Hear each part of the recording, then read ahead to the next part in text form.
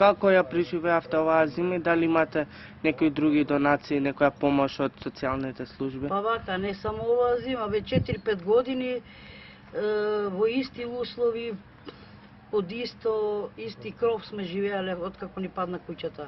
Не е само една оваа година. Повремено иде сме во Скопје, 2-3 години живеевме во една напуштена куќа од деца без родители.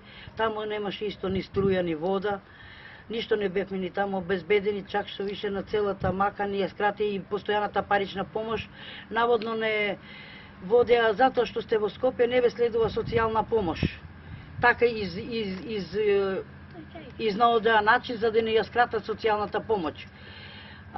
Како се вика, имаме мајка пензионерка која зима 10.000 и таа кога ќе земе пензија, јас викам, јас не можам, треба да пасам и мене ми треба и ни се бараме, нешто ни даде, некој динар, но со тоа не се излегува на крај. Иначе не сум можност, јас сакам да сум работена и имам голема желба да станам работно способна и пак да се вработам и да се зимам своји лични пари, да си ги заработувам, него ли да чекам од некого помош, пошто тоа е живот, работата е живот. Ако човек не работи, нема на што да се радува. Тоа не е живот, тоа е мизерија. Ама сега ми е таква ситуација, значи имам реума, имам, како се вика, и во овие стресови што ги сум ги доживувала сега, значи ми треба една релаксација, повеќе време да се релаксирам, да се ослободам од тие стресови, за да се ослободам, да почнам да работам. Се радувам кога ќе сретнам жена на работа, пошла за работа. Викам, леле, блазе си и отиде на работа. Жената, колку е, јас знам што значи своји пари да се спечалува, па знам што значи да се чека од некого, дали ќе ми донесе, дали не. Тоа е многу потешко и тако живот никогаш не сум пожелувала, ама еве Господ ме довел и до тоа сега. Што и како. Тука сме сите, не може од Господ никој да бегаме, може би Божја волја е било така да пройдеме низ оваа пекол. Ова е пекол, ништо не може да се каже нешто подобри услови него ли пекол. Поголема голгота од ова не постои. Кога ќе почне да чури, да вее, да врне дожд, некогаш сите се радуваат, јас порано сум се радувала кога ќе почне дожд да врне, а сега плачам заедно плачам со дождот. Кога ќе почне да вее снег, јас плачам, заедно со снегот плачам, тогаш сум се радувала, дојде време да плачам. Како дојде куќата да биде во ваква состојба?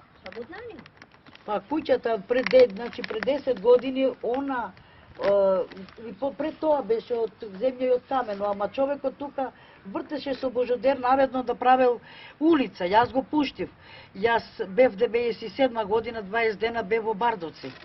И како излего во Бардовци, како денеска, утре дента човекот дојде од Германија, вика комшика тука да врти Божодер, да направиме да биде добро за сите. Без да размислам дека за нас ќе биде ложо, и брат ми беше тука, ако комшо, нека врти Божодерот, јас го пуштив.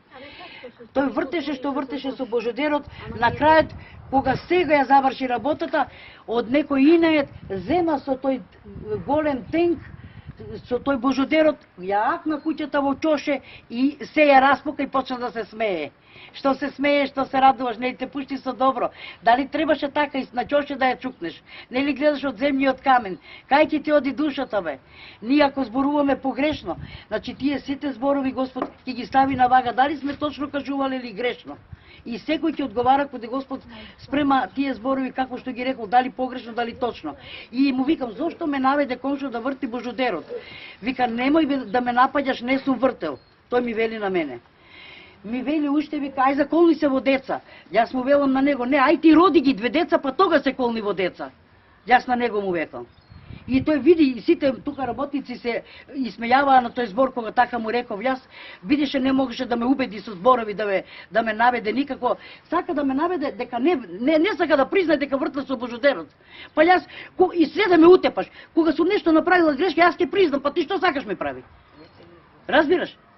Сум украла, сум вака, сум така. Па ти ако немаш душа, утепај ме. Ако имаш милост, ќе ми нешто ја опростиш.